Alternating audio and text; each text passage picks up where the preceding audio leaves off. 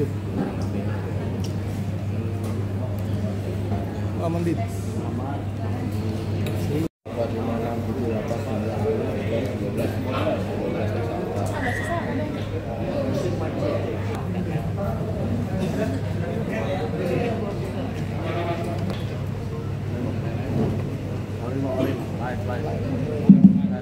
Bismillahirrahmanirrahim. Assalamualaikum warahmatullahi wabarakatuh. Shalom, Om Swastiastu, Namo Buddhaya, salam kebajikan. Selamat siang teman-teman dari media, yang saya hormati dari Komisioner KPAI Pak Kawian, yang kami hormati Kasat Serse dan Kapolsek, yang saya hormati dengan Kasih Humas, dan tentunya hari ini kita akan menyampaikan press conference yaitu hasil penyelidikan terkait serangkaian penyerangan kantor Polres dan Polsek Jakarta Timur pada tanggal 30 Agustus 2025. Tentunya kami akan sampaikan secara runtut dan detail. Sengaja kami buatkan slide yang ada di sebelah kiri saya, sehingga ini memudahkan untuk memberikan edukasi dan tentunya memberikan informasi kepada masyarakat semuanya. Selanjutnya, lanjut. Laporan polisi yaitu yang telah kita tuangkan pada tanggal 31 Agustus 2025 berkaitan dengan pengeroyokan atau terhadap barang dan atau melakukan perlawanan terhadap pejabat yang sedang bertugas atau dilakukan oleh 2 orang atau lebih secara bersama-sama terhadap pejabat yang sedang menjalankan tugas sebagaimana maksud dengan pasal 170 KUHP dan atau 213 KUHP dan atau 214 KUHP dengan ancaman hukuman 9 tahun dan atau 7 tahun. Pada hari Sabtu, tepatnya tanggal 30 Agustus 2025 pada pukul 00:10 waktu Indonesia bagian Barat, sekelompok orang yang tidak dikenal menyerang Mapolres Jakarta Timur. Mereka menyerang petugas kepolisian yang sedang bertugas serta merusak, membakar gedung kantor, kendaraan dinas, dan kendaraan dengan melempar batu, bom molotov, dan juga menembaki dengan menggunakan petasan. Akibatnya sebagai gedung mengalami kerusakan dan tentunya pagar juga rusak dan kendaraan dinas yang mengalami kebakaran. Selanjutnya, slide berikutnya, inilah bisa dilihat bahwasanya kerusakan yang ada di Mako sepertinya terlihat pada gambar. Ini adalah beberapa foto dokumentasi kerusakan yang dialami Polres Metro Jakarta Timur. Terlihat jelas beberapa kendaraan yang hangus terbakar, kaca-kaca pecah, dan kerusakan bagian depan gedung. Selanjutnya, kerugian yang kami alami di dalam Mako Polres Jakarta Timur, yaitu hasil dari penyerangan ini mengakibatkan kerugian yang tidak sedikit.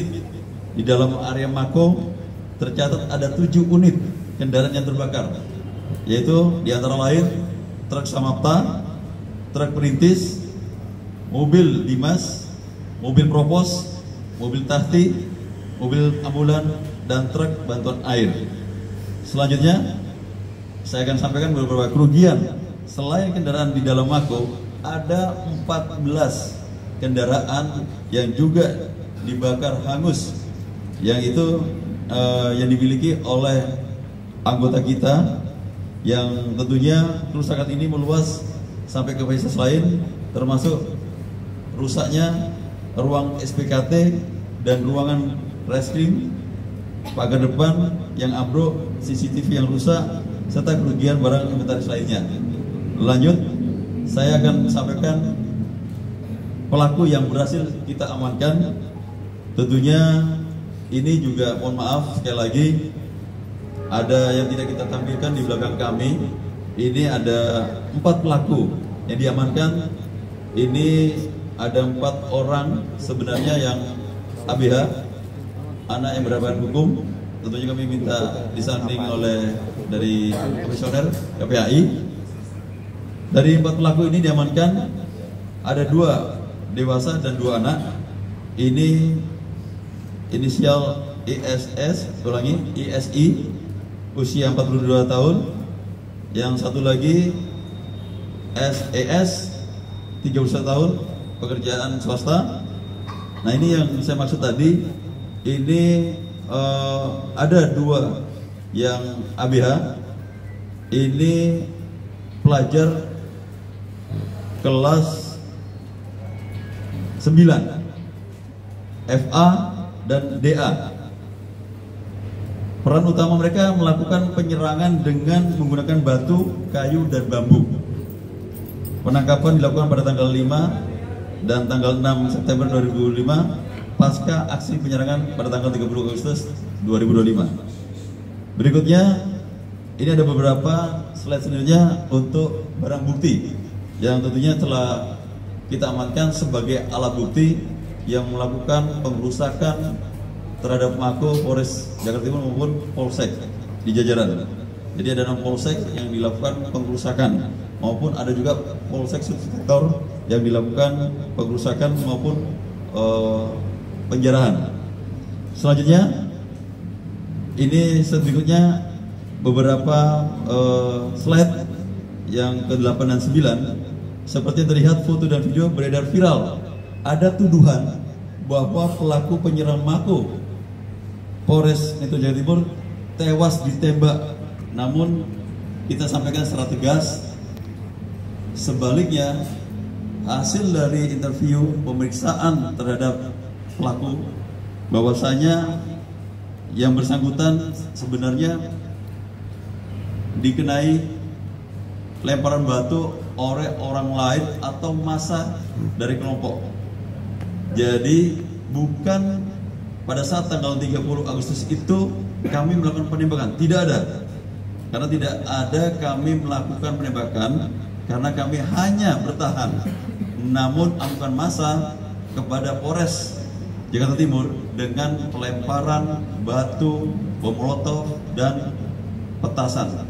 Namun kami hanya melakukan himbauan dan untuk bisa membubarkan diri. Namun apabila masih tetap melakukan penyerangan, jika kami melakukan pembubaran dengan gas air mata. Selebihnya tidak ada. Dan itu sudah tertuang dari BAP yang bersangkutan dengan inisial I yang ramai viral di framing bahwasanya ada penembakan. Saya nyatakan tidak ada melakukan tembakan dari anggota kami yang melakukan hal tersebut.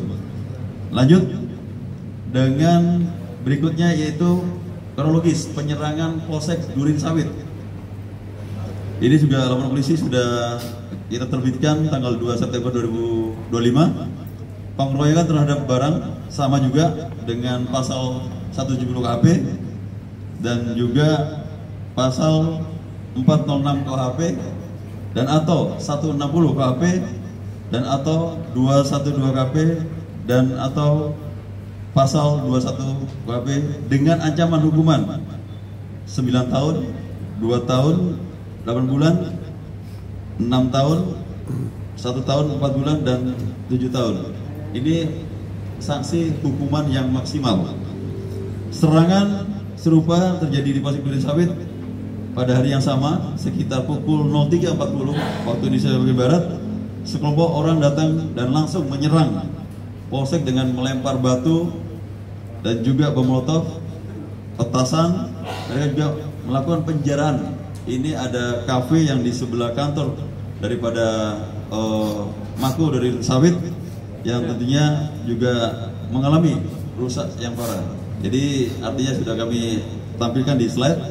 Selanjutnya tentunya hasil penyelidikan kami telah mengamankan untuk 3 pelaku, yaitu inisial AH, inisial AR, dan AS. Nah, ini yang tentunya yang tadi sampaikan ada 2 orang yang tadi anak yang berhadapan dengan hukum. Tentunya sudah kita lakukan, diskusikan, dan kita sudah berkoordinasi dengan Dinas Sosial dan juga berkoordinasi dengan KPAI. Selanjutnya saya akan sampaikan untuk slide 11-12. ini terkait dengan video pencurian dan foto kerusakan Polsek Nurdin David. Silakan untuk bisa dilihat untuk betul-betul menunjukkan dampak kerusakan yang dialami oleh Polsek Nurdin Sawit. Terlihat kaca jendela pecah dan bagian gedung yang rusak. Dan tentunya selanjutnya berikutnya barang bukti yang diamankan adalah sepeda motor, helm, dan sepeda PX. Lanjut untuk kronologis penyerangan Polsek Jatinegara. Ini juga LP sudah kita terbitkan pada tanggal 1 September tahun 2025 dengan tindak pidana yaitu terkait dengan pasal 70 KUHP dan atau 406 KUHP dan atau 212 KUHP dengan ancaman yang tadi disampaikan, ancaman maksimal 9 tahun, 2 tahun 8 bulan, 1 tahun 4 bulan. Penyerangan ketiga terhadap Polsek Jatinegara ini terjadi pada pukul 23.30. Kelompok pelaku menyerang dengan sama, melakukan dengan pelemparan batu, yaitu dengan membakar menggunakan bom molotov, dan yang terbakar yang mengalami kerusakan terhadap beberapa barang inventaris dan juga pembakaran gapura di depan Polsek. Selanjutnya, hasil dari pengungkapan kita dapat mengamankan, menangkap, dan tentunya 4 orang ini kita tetapkan sebagai tersangka, yaitu ada 4 inisial AR, SE, ST, dan RR. Masing-masing ini memiliki peran yang berbeda. Lanjut selanjutnya. Yang pertama, pelaku pertama ini sengaja membantu proses pembuatan 3 botol molotov di depan SPBU dan membeli 3 botol Juventusen untuk dijadikan wadah daripada untuk membuat bom molotov tersebut, dan membantu mengisi bensin ke botol dan menyiapkan sumbu kain. Ini yang untuk menjadikan pelemparan. Dan tentunya pelemparan bom molotov tersebut sebenarnya tadinya diarahkan di Kuitang, namun karena ada hasutan sehingga akhirnya melakukan tindakan di wilayah saat itu yang kami sampaikan di Jatinegara. Jadi sebelum menyerang di Polres Jakarta Timur, yang dilakukan itu terlebih dahulu adalah di Jatinegara. Dan tentunya beberapa yang terbakar yaitu 2 unit kendaraan bermotor yang terbakar. Pelaku kedua membantu proses pembuatan 3 molotov di lokasi yang sama, dan juga sebenarnya yang dilakukan bersama-sama saat itu sebelum melakukan di Jatinegara, melakukan di Kuitang. Selanjutnya sama juga pelaku kedua ini melakukan pembakaran yang di depan Polsek Jatinegara. Pelaku ketiga ini membuat rekaman video, nah ini, dan membakar Polsek Jatinegara, melakukan provokasi dengan meneriakkan kalimat bakar Polsek Jatinegara, bakar motornya, dan mohon maaf, polisi pembunuh. Itu teriakannya. Jadi bakar Polsek Jatinegara, bakar motornya, polisi pembunuh. Ini yang disampaikan, yang direkam melalui video yang dipublikasikan menggunakan aplikasi media sosial, sehingga memperkeruh situasi dan terhasutlah massa lainnya atau terprovokasi. Dan pelaku yang keempat ini adalah membonceng para pelaku pengerusakan dan pembakaran Polsek Jatinegara dan standby di motor, membantu para pelaku untuk melarikan diri dan ikut memprovokasi massa yang berteriak, mengajak, woi, serang, woi, serang. Seperti itu. Sudah terlihat di slide. Selanjutnya untuk slide berikutnya adalah barang bukti yang tadi saya sampaikan, sepeda motor yang dibakar, helm, HP, ada sepeda Vixen yang sebagai barang bukti, Dan ini juga kerusakan. Selanjutnya Polsek Jatinegara. Ini adalah foto-foto menunjukkan kerusakan gapura depan Polsek Jatinegara. Oke, sudah? Baik, saya akan menyampaikan yang penyerangan di Polsek Cipayung. Yang di Polsek Cipayung kita terbitkan juga LP pada tanggal 31 Agustus 2025 dengan pasal 170 KUHP, 406 KUHP, dan 363 KUHP dengan ancaman yang sama maksimal 9 tahun, 2 tahun 8 bulan, dan atau 7 tahun penjara. Ini tentunya di Cipayung, penyerangan dan pencurian di Polsek Cipayung terjadi pada hari Sabtu tanggal 30 Agustus 2025 sekitar pukul 01.55 waktu di Indonesia bagian Barat. Polisi mendapatkan bukti foto dari kejadian tersebut di mana salah satu pelaku berinisial DD terlihat menarik motor Yamaha NMAX milik anggota Polsek Cipayung dari halaman Polsek. DD ini berhasil ditangkap pada tanggal 6 September 2005 dan mengakui perbuatannya. Hasil kami periksa di BAP dituangkan. Polisi juga mengamankan pelaku lainnya yaitu inisial NR, YO.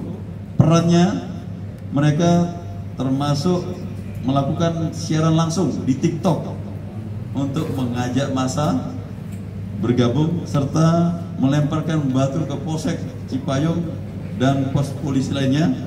Barang bukti yang kita amankan meliputi ada juga hasil penjarahan itu yang saya sampaikan tadi, yaitu dengan pasal 363 tameng polisi, jaket, topi, celana, sepatu, dan motor Yamaha Lexi milik pelaku, yaitu sebagai sarananya pada saat melakukan penyerangan atau pengerusakan di Polsek Cipayung. Selanjutnya untuk penyerangan yang di Polsek Ciracas, kita buatkan LP terbit tanggal 2 September 2025, yaitu dengan kita kenakan ke pasal 170 KUHP dan atau 406 KUHP dan atau 363 KUHP dengan ancaman 3 tahun, 2 tahun 2 bulan, dan 7 tahun. Yaitu di mana kronologisnya pada hari Sabtu tanggal 30 2005 pukul 01 waktu di Indonesia bagian Barat, sekitar 500 massa datang dengan sepeda motor dan mulai mendorong gerbang Polsek Ciracas. Mereka melempari polsek dengan batu, dengan petasan atau kembang api, kemudian masuk ke dalam untuk menjara barang inventaris, merusak fasilitas dan membakar kendaraan. Polisi berhasil mengamankan pelaku yaitu dengan inisial NR, YO yang juga terlibat dalam penyerangan ini. Mereka berdua melakukan siaran langsung TikTok untuk menghasut atau memprovokasi massa melakukan pelemparan batu ke polsek tersebut. Jadi barang bukti yang diamankan identik dengan yang ditemukan di Polsek Cipayung. Jadi tentunya bisa dilihat ada keterkaitan pelaku yang di Ciracas dengan Cipayung, ini ada kesamaan. Dan ini sudah kita lakukan pemeriksaan, ada kesamaan dalam berita acara pemeriksaan. Dan juga ada selanjutnya untuk penyerangan di Polsek Subsektor. Nah ini juga tentunya sudah kita buatkan LP, ada 3 yang terbit di tanggal 1 September dan juga ada di 2 September 2025, di mana kronologisnya adalah pada hari Sabtu. Jadi ini semuanya bersamaan ya, dari Polres Jakarta Timur hingga 6 polsek yang dilakukan perusakan, penjarahan, dan tentunya yang terutama yang dilakukan membakar di Polres Jakarta Timur. Ini juga hari Sabtu tanggal 30 Agustus 2005 pukul 03.00. Segerombolan orang tak dikenal menyerang beberapa polsek subsektor di wilayah hukum Polres Jakarta Timur. Mereka merusak dan membakar gedung dengan melempar batu dan bom molotov serta melakukan penjarahan. Pelaku sudah kita amankan, di antara lain AI, RRH yang melakukan perannya adalah mencuri TV dan printer. Untuk WAP ini adalah sebagai penerima barang hasil kejahatan atau curian. Dan untuk RR ini yang mengambil 2 unit printer. Lanjut untuk slide berikutnya, ada beberapa berikut tampak kerusakan beberapa barang bukti. Dan tentunya terakhir kami menyimpulkan sampai saat ini Polres Metro Jakarta Timur telah mengamankan 17 pelaku yang terlibat dalam penyerangan Mako Polres dan Polsek Sektor. Tentunya sudah kita buatkan terdapat 14 laporan polisi terkait penyerangan, pengerusakan, penjarahan, dan 5 laporan polisi dengan 14 tersangka yang sudah kita nyatakan dan sebagai status tersangka dan ditangani oleh Satreskrim Polres Metro Jakarta Timur. Sedangkan 9 laporan polisi lainnya sedang dengan 3 tersangka lainnya di pospol di berbagai lokasi. Yang jelas kita melihat bahwa itu kejadian murni dia melakukan tindakan kejahatan, pengrusakan, dan ada juga melakukan penjarahan. Dan tentunya dengan adanya sarana yang tadi saya sampaikan, media sosial itulah yang menyebabkan mereka ikut serta dan melakukan. Jadi kalau memang terprovokasi, artinya dia memang melihat dari media sosial, akhirnya terbawa. Jelas ya? Oke? Pak, saya Siti Nurhaliza dari Antara. Selain pengerusakan ini ada penjarahan senjata nggak Pak di beberapa Mapolsek? Karena ya, infonya di Matraman itu. Betul, ada di Polsek Matraman yang tentunya sudah kita lakukan melakukan penyelidikan dan tentunya ada beberapa. Ini kasus ini bukan kami menangani, tapi ditangani oleh Polda Metro Jaya. Tapi ada berapa senjata yang hilang Pak? Ada 7. Dan yang sudah dikembalikan ada 2 dan sudah ditemukan juga. Mungkin lebih tepatnya nanti di Polda ya. Yang saya tahu yang dikembalikan oleh warga ada 2, yang hilang 7, jadi tinggal 5. Nah, sepertinya sudah ada yang diungkap dari rekan-rekan dari Polda Metro Jaya. Yang hilang itu senjata apa? Rubber mini. Itu senjata rubber mini itu senjata laras panjang. Paham ya? Oke? Pak, saya Yufan Segen dari Tempo. Pak, ini kan ada beberapa pelaku yang saling terkait ya, antara yang di Cipayung dan juga di Ciracas. Ya, betul. Kalau misalnya pelaku yang lain tuh ada keterkaitan nggak Pak? Saling mengenal ataukah mereka ada satu koordinir? Seperti itu Pak? Masih belum, masih kita dalami. Jadi tentunya ini kita memberikan peristiwa ini supaya masyarakat mengetahui apa yang sudah terjadi, peristiwa kejahatan atau pengerusakan, pengeroyokan, pengerusakan, pembakaran, penjarahan. Kami sudah mengamankan 14 tersangka. Kalau nanti terkait dengan satu dengan lain, itu masih kita dalami.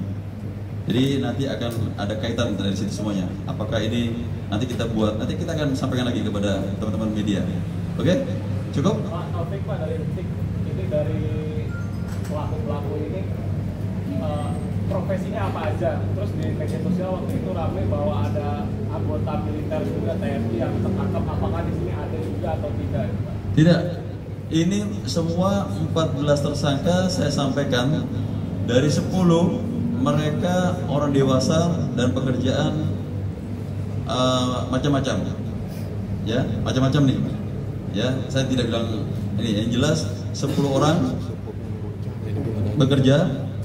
Dan tentunya dari 4, ya mohon maaf tadi yang saya sampaikan, yang masih ada kelas 9 dan 12. Saya nggak bilang ini ya, saya bilang saya kelas 9 dan kelas 12.